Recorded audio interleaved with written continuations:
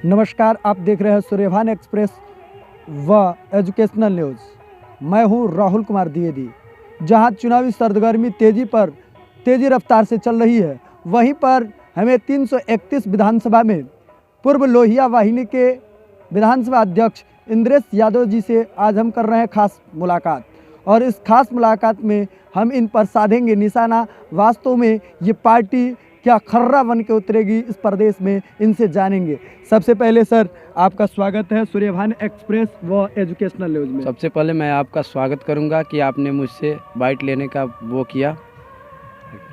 Sir, एक बात बताइए, इस प्रदेश में जो चुनाव हो रहा है इस समय, आप लोग जो चुनाव आपकी पार्टी लड़ रही है, किस एजेंडे के तहत लड़ रही है? हमारी पार्टी हर एजेंडे पे चुनाव लड़ रही है। हमारी पार्टी का जो घोषणा पत्र है उसमें किसान से लेके नौजवान, बेरोजगार, महिलाएं और बच्चियों के लिए तमाम तरह की योजनाएं हैं। जैसे बच्चियों के लिए है नर्सरी से लेके और एमए तक की शिक्षा मुफ्त मिलेगी। इंटर पास बच्चों को लैपटॉप दिया जाएगा, लड़कियों को कन्या विद्याधन दिया जाएगा और महिलाओं के लिए विशेष करके 500 के जगह पे समाजवादी पेंशन जो 500 मिलता था उसको 1500 किया जाएगा। और गरीब सर एक और बात आती है, समाजवादी पेंशन की बात आपकी है। समाजवादी पेंशन पर एक प्रत्यारोप विपक्ष वाले करते हैं कि समाजवादी पेंशन केवल यादव और मुसलमानों को मिलता है, तो इस संबंध में आप क्या कहना चाहिए? नहीं, ये तो सरासर गलत है। जबकि समाजवादी पेंशन समाजवादी पेंशन जिनको भी मिला था सारे समूह को मिला था, किसी जाति विशेष के लिए नहीं बना था। वो योजना हमारी जो प्रधान को लागू करना था, जिस गांव का प्रधान था उसको करना था, न कि सरकार को करना था। सरकार की योजना थी, हमारी योजना थी, आपके ग्राम सभा के प्रधान को करना था। अब प्रधान ने किया था, उसमें सरकार का कहीं कोई रोल प्ले नहीं था कि इसी जाति को करना है। उसमें सारे समूह और सारे जाति के लोग थे। जैसे आपको 108 एम्बुलेंस की जो व्यवस्था सरकार ने की थी, किसी जाति विशेष के लिए नहीं था। आपको 108 पे कॉल करना था और 108 पे बुलाना था, तो उस पर जाति विशेष की कहीं बंधने नहीं है, ना कोई बात है। अच्छा सर, एक बात और आती है, समाजवादी पार्टी की सरकार बनती है तो एक वर्ग विशेष और एक जाति विशेष का माहौल बड़ी चरण सीमा पर रहता है। इस संबंध में आप क्या कहना नहीं, चाहेंगे? ऐसा कुछ नहीं है। जैसे अराजक तत्व हर पार्टियों में है और अराजक तत्वों को हम सुधार नहीं सकते। आज बीजेपी में है, कल समाजवादी पार्टी की सरकार बनेगी। अगर समाजवादी पार्टी के मुखिया उस पर अंकुश नहीं लगाएंगे तो इसमें भी उनकी एंट्री हो जाएगी। काहे कि वो हर जगह आगे रहते हैं, अगले पावदान पे रहते हैं, जाके अपना नाम अपना दर्शाना शुरू कर देते हैं। तो हमारा जो क्षेत्रीय नेता है, चाहे राष्ट्रीय नेतृत्व है, वो आज के डेट में इन बिंदुओं पे 5 साल के गहन अध्ययन के बाद इन बिंदुओं पे फोकस है और इन बिंदुओं पे वो विशेष करके ध्यान रखे हुए हैं। इस तरह की गलती नहीं होने वाली है, ना कोई जाति विशेष का कोई आगे बढ़ेगा जो मजबूती से किसी के साथ गलत करे। तो इस तरह की कोई बात नहीं है। राष्ट्रीय अध्यक्ष जी का इस पे फोकस है कि बाहरी लोगों की एंट्री यहाँ नहीं होनी है जो समाज में अराजकता का माहौल पैदा करते हैं। सर, एक और प्रत्यारोप, एक क्लिप वायरल हो रहा है कि 11 तारीख को अखिलेश जी लंदन चले जाएंगे। लंदन में अपना फ्लैट लिए हैं, अगर हार हो जाती है तो लंदन चले जाएंगे, तो इस संबंध में आप क्या कहना? निश्चित तौर पे मैं आपको बता देना चाहता हूं कि उत्तर प्रदेश में समाजवादी पार्टी की गवर्नमेंट आने जा रही है और समाजवादी पार्टी मजबूती से लड़ने जा रही है। समाजवादी पार्टी संघर्षों की पार्टी है। अखिलेश जी कहीं नहीं जा रहे हैं। 10 तारीख को शपथ ग्रहण करेंगे और अगले नए मुख्यमंत्री के रूप में आपके सामने पेश होंगे और जनता के साथ कदम से कदम मिला के चलेंगे।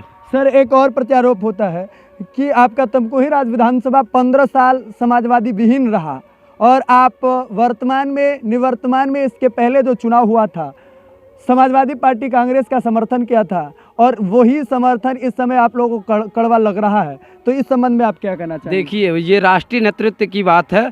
किन परिस्थितियों में कैसे समर्थन हुआ था, क्या हुआ था, उसका खामियाजा हम पार्टी वालों को भुगतना पड़ा था।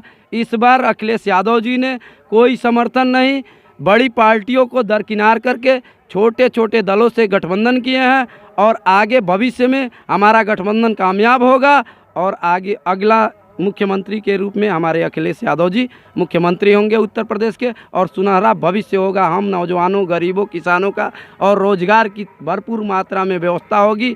जो घोषणा पत्र है उसमें कोई भी वर्ग छूटा नहीं है, आप उसको पढ़ लीजिएगा। और जो मेरा घोषणा पत्र है गीता और कुरान की तरफ पाक साफ है। सर एक और बात है, जैसे उदय नारायण गुप्ता जी 10 साल प्रमुख रहे हैं, तो क्या तमकुही राज्य विधानसभा के लोग उनको खर्रा उतारने का कार्य करेंगे, जिताने का कार्य करेंगे? उदय नारायण गुप्ता जी सबसे सरल सहज हैं और हमारे क्षेत्र के हैं और क्षेत्र के व्यक्ति का सम्मान। क्षेत्र के अजय कुमार लल्लू जी भी हैं सर। क्षेत्र के अजय कुमार लल्लू जी हैं, तो NH से दक्षिण ये जो हैं हमारे लिए पहली प्राथमिकता पे हैं, पहले पावदान पे हैं और इधर क्षेत्रवाद होगा और सिर्फ उदय नारायण गुप्ता के बटन साइकिल निशान पे बटन दबेगा और यहाँ से उदय नारायण गुप्ता जी विजयी घोषित होकर जाएंगे लखनऊ।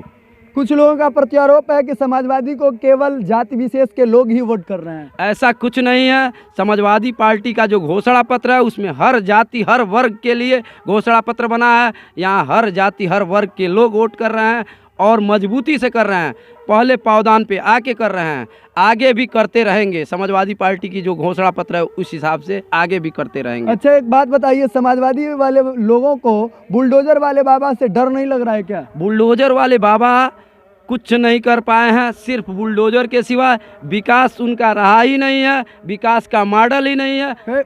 कुछ लोग कह रहे हैं कि एम्स वो दिए हैं, एम्स वो बनवाए हैं, फर्टिलाइजर गोरखपुर में दिए हैं, सब चीज़ किए हैं, सबका साथ सबका विकास का नारा दिए हैं। देखिए एम्स की जहाँ तक बात आती है, एम्स अखिलेश यादव द्वारा भूमि अधिग्रहित किया गया था। एम्स की व्यवस्था अखिलेश यादव ने किया था, ज़मीन की व्यवस्था अखिलेश यादव ने किया था। काम शुरू हो गया होता, अखिलेश जी की गवर्नमेंट बनी होती, अभी तो ये पूरा काम नहीं करा पाए। हम लोग 1 साल के अंदर मेट्रो बनवाए, 1 साल के अंदर हम लोगों ने आगरा एक्सप्रेसवे बनवाया। तो हमसे बेहतर, हम समाजवादियों से बेहतर ना कोई काम कर पाएगा ना कर सकता है। उदाहरण के तौर पे आगरा एक्सप्रेसवे है, कान्हा स्टेडियम है, आपका लोहिया, और आपके पार्टी में गायत्री प्रजापति जी भी हैं। देखिए गायत्री प्रजापति जी की जो बात है, हर पार्टी में उस तरह के लोग हैं। अब किसी के वैचारिक मत पे हम कुछ नहीं कह सकते, उनका क्या विचार है क्या है। उसी तरह से आप देख लीजिए टेनी मिश्रा जी को कि जनता के ऊपर ही गाड़ी चढ़ा दिए। तो अब ऐसे लोगों पे हम ज़्यादा टिक्का टिप्पणी नहीं कर सकते। वो हो सकता है किन्हीं परिस्थितियों में उनको हो सकता है फंसाया भी गया हो, अपराध प्रमाणित हुआ हो, तो ये भी हो सकता है। धन्यवाद। आप देख रहे थे सूर्यभान एक्सप्रेस एजुकेशनल न्यूज़।